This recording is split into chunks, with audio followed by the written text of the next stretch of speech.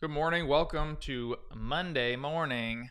Not a lot of news out there. I don't think we're, like I was talking about in the chat just before this show, I do not think we're going to see a lot of movement until September, when Labor Day's over, when the Fed symposium is over, and we figure out what nonsense they're going to throw at us next.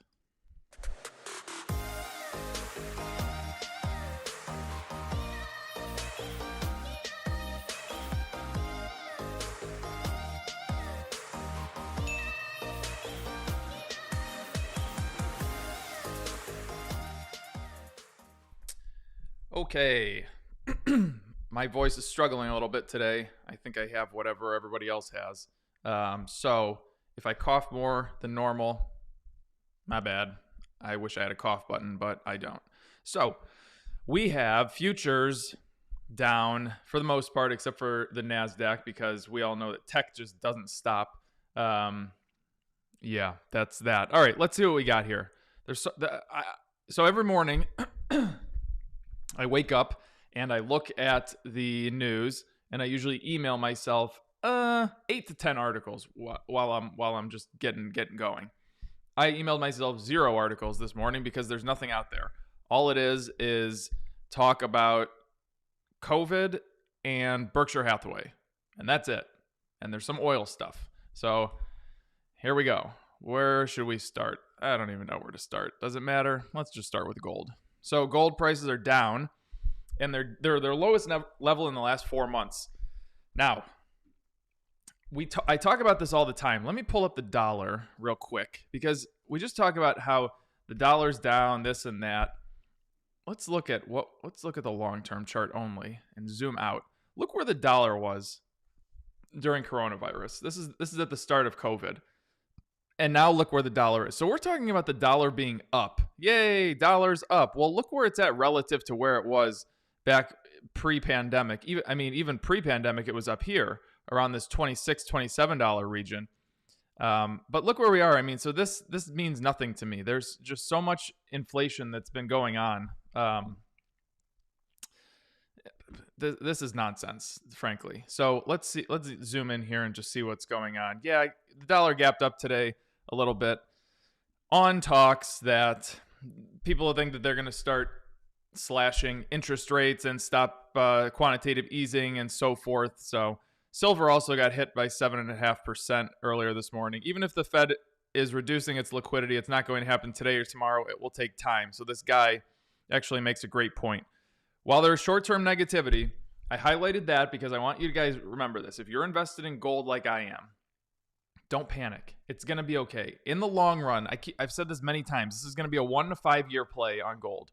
So if you have this short-term negativity, volatility, to be honest with you, if gold gets hit a little bit more, I might go and nibble at it a little bit because I've been thinking about it a lot lately and I would like to increase my position in it. So I believe in gold long-term.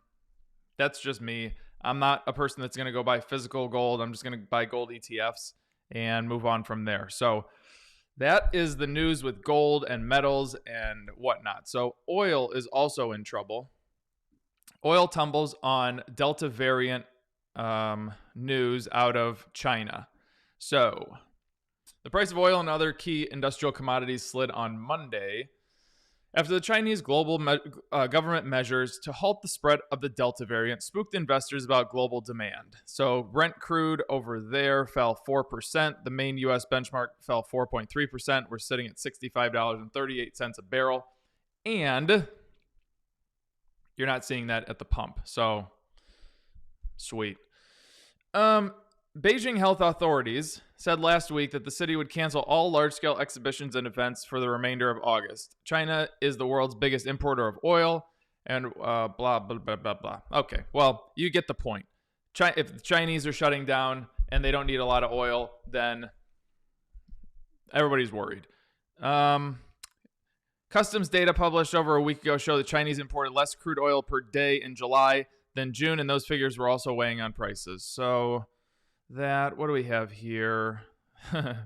Crude prices are down 10% from a month ago, but you haven't seen that at the pump. That's very nice. It's very sweet.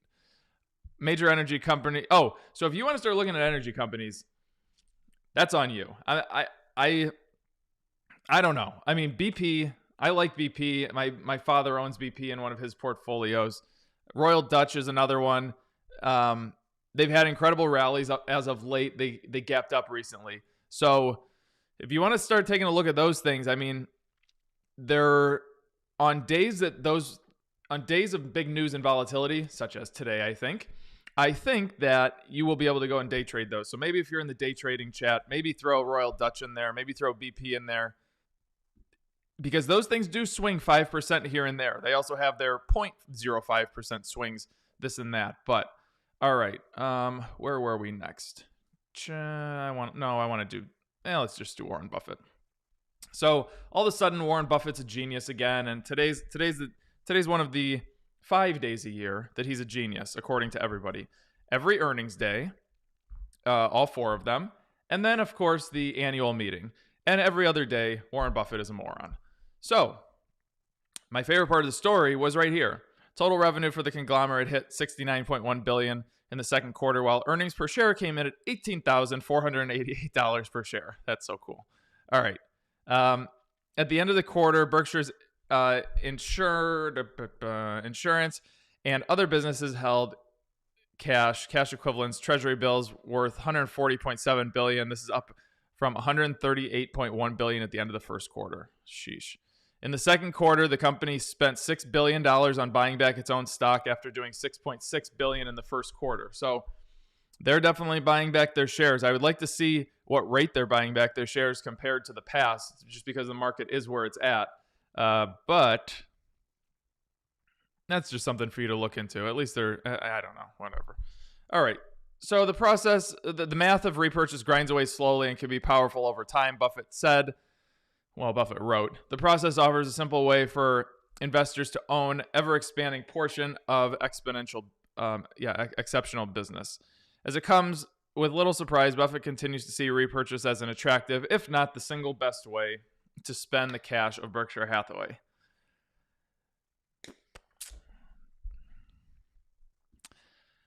Gosh, this is the most exciting story of the day. That's all I'm thinking to myself right now. This month, this is a good part of the story. I like to show this because everybody makes mistakes, all right? Even Warren Buffett came out and said he made a mistake on this purchase. This month marks the 6th-year anniversary of Berkshire's last substantial acquisition. The company purchased this airplane part maker, Precision Cast Parts, for $37 billion. And last year, they took an $11 billion write-down on it, and Buffett said, I paid too much for the company. I believe I was right in concluding that Precision Cast Parts would, over time, earn good returns for the net tangible assets deployed in its operations. I was wrong, however, in judging the average amount of future earnings and consequently wrong in my calculation of proper price to pay for the business. PCC is far from my first error of that sort, and that's a big one. But this is everybody makes mistakes. So when you make a mistake, just learn from it. Don't get down on yourself about it. Who is the buffet guy? Does he own the Golden Corral? I bet if Warren Buffett took over the Golden Corral, he could bring that company back. Okay. The Chinese stock crisis. Trade near cash value. So for those of you that know, and those of you that don't know, Paul and I bought Alibaba maybe 2 weeks ago, and they've just since gone up. We actually bought them almost at their low. If you pull up that chart and you actually look at the little dip on them, it was incredible. I'm very happy that I decided to do this. The one morning, it was this morning right here, I texted Paul and I was like, Paul, I think there's a rational fear, and I think we need to take advantage of this. So we did. And this is a great purchase. So I think that I personally think that Baba's worth, I don't know, in the $400 to $700 range. I can't really tell where it's at now, but this is going to be a very long-term play. So the Chinese sell-off in Chinese the sell-off in Chinese stocks has driven Baidu and Alibaba near their cash values, providing good entry points for value investors. Okay. Alibaba's total cash per share is $177.75. The company's total debt is $181.24 billion, and its current share price is $196.39. I'm going to ignore Baidu because I don't want to talk about that company. Down here, the conclusion. In addition, both companies traded near their cash per share even after debt is factored in, meaning the investors can acquire the two companies for next to nothing. Okay, I don't agree with the verbiage, but okay. Benjamin Graham would probably have taken interest in both of these companies, provided, of course, that he was prepared to assume the regulatory risks associated with Chinese stocks. And if you know, that was our big question that went into all of these. What was the deal with not only their regulations, but their accounting strategies? So, Mo not using stock analyzer tool on Baba caught in 4K. You're a funny guy. All right. I'm assuming that there's not much happening. And like I said earlier, and if you're late to the show, that's fine. But I just don't think that there is going to be any crazy movement in this market. I think we'll have days where we go up, maybe days where we go down big, but it's all going to level out. And I really don't see any massive movement in this market moving forward until after the end of, till August is over, just because I think the Fed symposium, I think Labor Day, I think, yeah. So the 10 years ticking up, 3-month is ticking up. Let's see what earnings are today. I know we have some interesting ones. Okay, I want to refresh this page. Let's see here. So Workhorse reported the greatest company in the history of the world, and they're down 5.1%. AMC was reporting after the bell. Anybody else cool? All right, I don't see anybody else that's very interesting reporting today. Let's see tomorrow. So earnings season is pretty much coming to an end. Coinbase is tomorrow.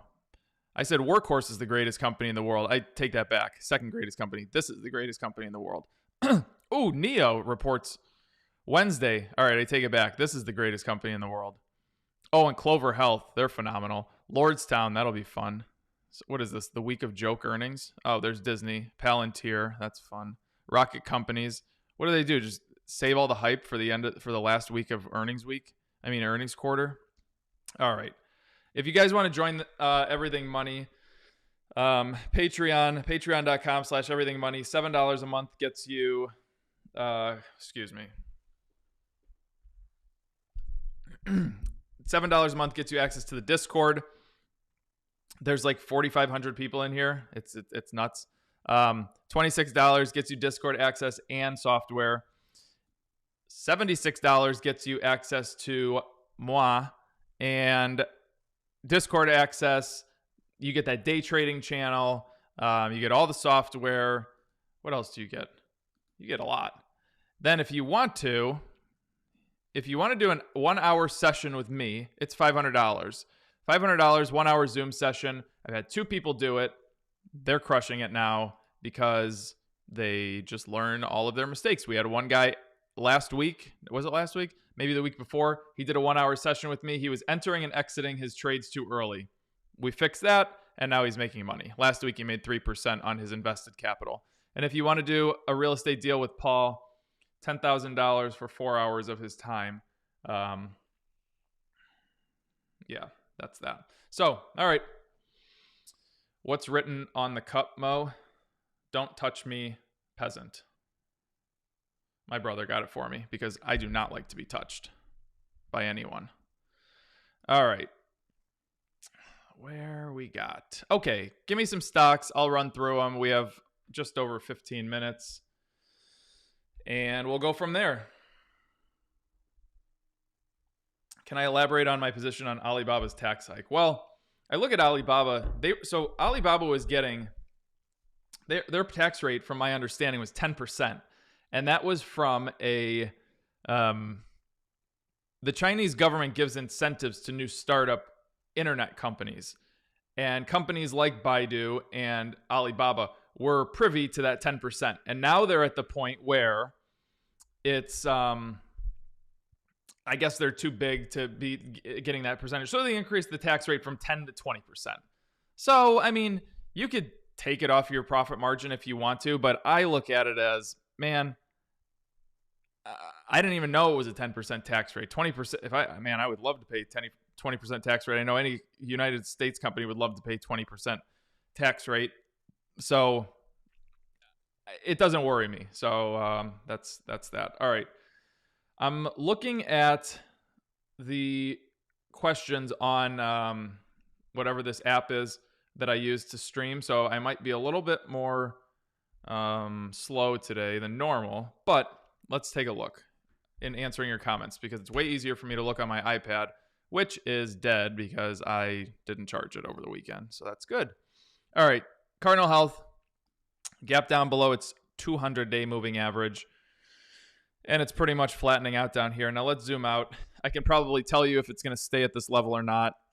Yeah, it'll probably stay here for a while. You can see that there's consolidation here. And if you just go right here, there was consolidation right in there. So this is probably the new consolidation area for Cardinal Health. I do not foresee this gap filling for quite some time. And I definitely don't see it getting up into this range for quite some time. So it's going to have a very difficult time getting over the 200-day moving average. Yep, that's that.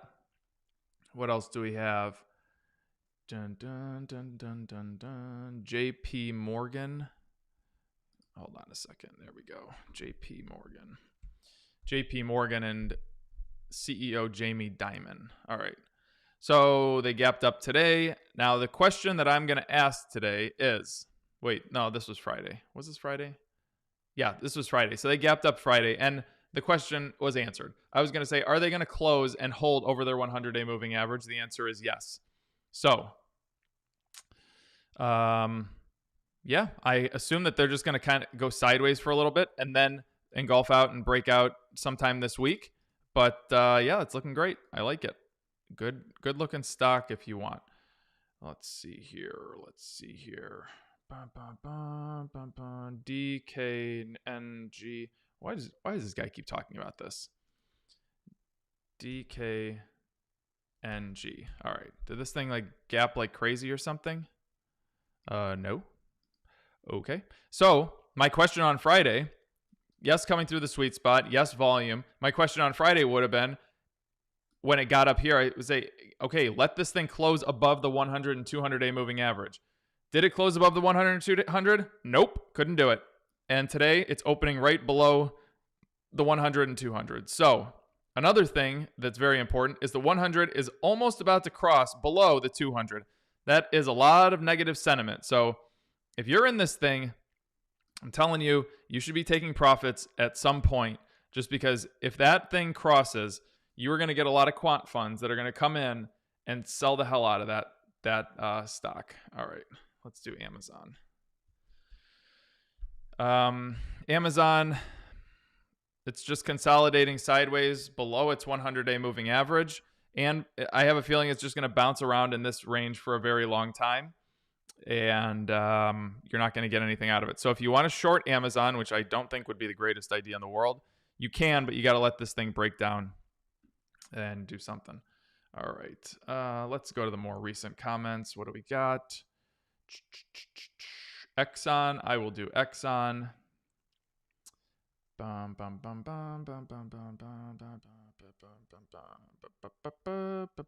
Okay, Exxon. XOM. All right. So Exxon, I have a feeling that you like it because it's crossed over underneath, not in the sweet spot yet, but it could definitely get up in here and make engulfing candlesticks. I don't foresee anything happening until it gets to $59. Let's see here. And that makes perfect sense because your moving averages are right around there. So it's actually probably a little bit higher than 59, but you got to clear that 100-day moving average, most importantly. So hopefully you keep getting good volume on this thing, and you'll be all right. All right. Let's see. Dun, dun, dun, dun, dun. Vici? Vinny Vici. Vici. What is this? Vicinity? VC? Okay. Can't break through the 100-day moving average. That's what you got. So if you look back, you bounced off the 100-day here, bounced off the 100-day here, and then you broke below the 100-day. So it's just stuck under the 100-day moving average. And you have a very, very weak downtrend. So this is kind of just trickling down in price, not really getting beat up too badly in price on the day-to-day. But if I'm you, I want to see a direction on this. I either want to see this red line pointing down or pointing up, not this sideways stuff, because that to me tells me that there's no consensus on the stock in the near term. So let's see. Jazz Pharma. So for those of you, I don't know, I don't remember when we did Jazz on a live stream, but I went out and talked to my father, who is a physician, and I looked at the pipeline and I was like, man, it just looks like they're just throwing a lot of stuff at the wall and hoping that things stick. They're trying to do all of these different studies where they're trying to see if it works on this cancer, works on this cancer. To me, it looks like a company they're a multi-billion-dollar company, if I remember correctly, and it looks like they're acting like a $150 million company with one drug trying to make things happen. So I didn't really like that. So I went to him and I just said, Dad, look at Jazz and let me know what you think. And he came to a similar consensus. The drug seems to be good, but the lack of focus That's what worried me about that. So a lot of these companies, when you have one drug and you just don't have you don't have a specific area that you're focusing on, and you're just trying to throw a bunch of stuff at the wall and seeing what sticks. That to me is a red flag. I don't like that. I've seen it before. I've invested in companies like that before, companies that were $165 million market cap. And yeah, some of them work out, but some of them don't. So, yeah, I'm not a fan of this jazz from a value perspective, even though the numbers make sense. But anyways, they gapped up today 3.3%. We'll see if this trend switches on us. I would assume that it is going to. I'm assuming we're going to see a little bit of this today. Maybe the yellow line will cross under red. But remember, you still need to get into the sweet spot here before you do anything. And you're going to have a very difficult time breaking through the 100 and the 200-day moving average. So that's that. Okay. Let's see here. Hold on. Let me scroll down and see what we got. Oh my God, that's so many comments since I last looked. Wait. Just wait. All right. X. I can do X. Wait, what is X? Oh, U.S. Steel. I can do U.S. Steel. Where is BRKB going? To the moon. Boom. Mic drop. X. So U.S. Steel. Sweet spots, everything's looking great. You're getting decelerating volume, which I don't like, but you have to break out over Friday's wick, top of the wick. If you get an engulfing candlestick that looks like that, you can do something, but you are going to face resistance right there. That is a very straight line. That's where you're going to face resistance. So to be honest with you, maybe get this today and get that tomorrow and break out over that resistance point. Good question. Wait, how do I remove this? There we go. That was an accident.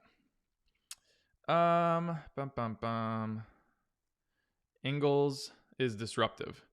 Is that a grocery store? FLGT. What is that? FLGT. Fulgent Genetics. That sounds legit. All right, let's see what we got here. That is an epic. Okay, so I can just tell that this is some kind of hype crap. A, by the name. B, because it basically did nothing, and then all of a sudden it skyrocketed. So I don't know what to tell you here. Go and day trade it. I'm not interested in this nonsense. Macy's. Oh my God, I haven't done Macy's in probably years. All right, so amazingly, they were a 50% stock and came out of it pretty damn easily. That's pretty impressive. So Macy's gapped up Friday, a little touch. So they're coming through the sweet spot. They're over their major moving averages. All right, here's the deal. If you want to do something with Macy's, you can, but let me pull up my crosshairs. So here is where you're going to face resistance, $19.69. And I'm going to, so remember that number, 1969. I'm going to the tops of these little things. So you see you had long wicks, up and pull back, and pretty much they just both finished right there at $19.69. So even when you go this way with it, look at that right there, $19.69. So that is my next resistance point. It is not drawn in there yet, but I just drew it. So it's drawn. So be careful with that. Maybe you'll want to swing trade that one a little bit. All right.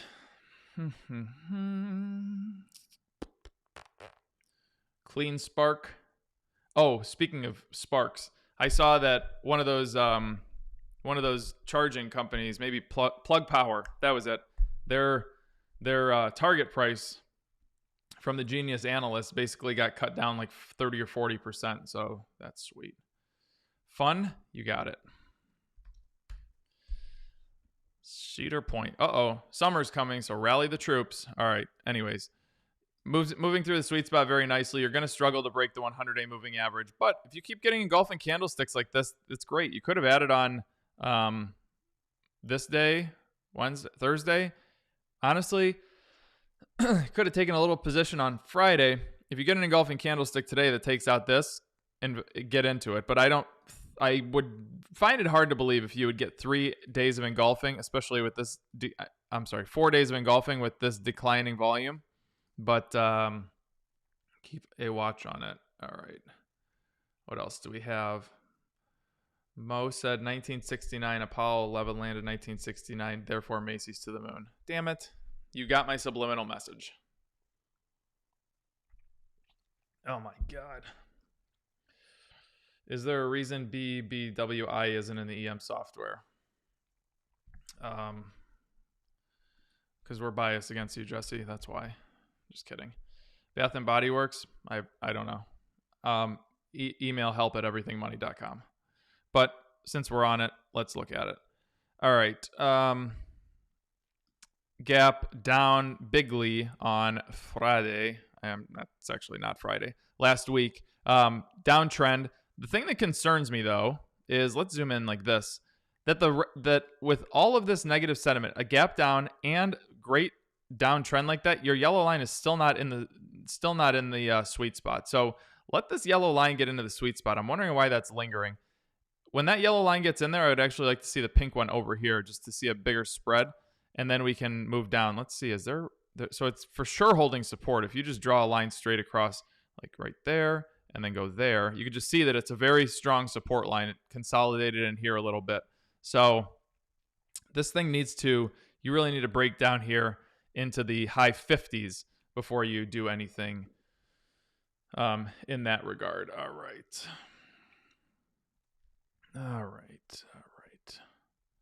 Dun, dun, dun, dun, dun, dun, dun. Teledoc. No. BBWI is L Brands and Victoria's Secret. Victoria's Secret ain't a secret no more. What song? Somebody tell me the song, and you get a stock. Whoa. What the hell is this? Okay, so I'm assuming this is Japanese, maybe? So it looks really bad because of these gaps all over the place, but I think it has to do with the way that their data is translated into our data. I don't think it looks as bad as this. Now, this decline definitely is as bad. It's below all of its major moving averages. That's true. They got a little pop today. I don't know why, but I would not short this. Just avoid. If you want to go long over some time, you can. All right. Dollar Tree. I like Dollar Tree. Your lines are very straight. Thank you, Joel. Dollar Tree. What is Dollar Tree? DLTR. Did anybody get the song? Victoria's Secret ain't a secret no more. Don't Google it either. All right. So Dollar Tree I like. It's moving into a very nice uptrend. Thank you, Beaker. You definitely Googled that. Moving into a very nice uptrend. This thing needs to get into the sweet spot, and it's just all it's doing is consolidating. So if you can break up here over 102, I think you'll get it. You'll get it very nicely. Matt, good job. Tommy, very good job. Uber, one of my favorite songs. All right, that was one of their last great albums before they went soft. What do we got here? Uber. I think this is on my watch list, but I think it was on my watch list for a short. But I'm going to leave it on my watch list to go long because I do think this thing can eventually swing up. It's just going to, there's a lot of resistance here, especially at this level right here. That's where we're seeing a lot of resistance. So when it gets over, call it 47.50, that's going to be where we're at. All right, last one, and then I got to go. CWH, because frankly, I can't speak anymore. All right. CWH. Coming through the sweet spot beautifully. I like the increasing volume on it. It's fallen off a little bit, but this is a new week. Yeah, it's doing its thing. Pulled back here, pulling back here. It's creating those W formations. Eventually, it'll break out up here. I think the exit point on this thing will be, $45, $50, $46, something like that. So that's just my assumption. You heard it here first. All right, guys. I'm out of here. You guys have a wonderful day. I will see you tomorrow morning at 9 a.m. Smash the like button on your way out. And we Gucci. Bye-bye.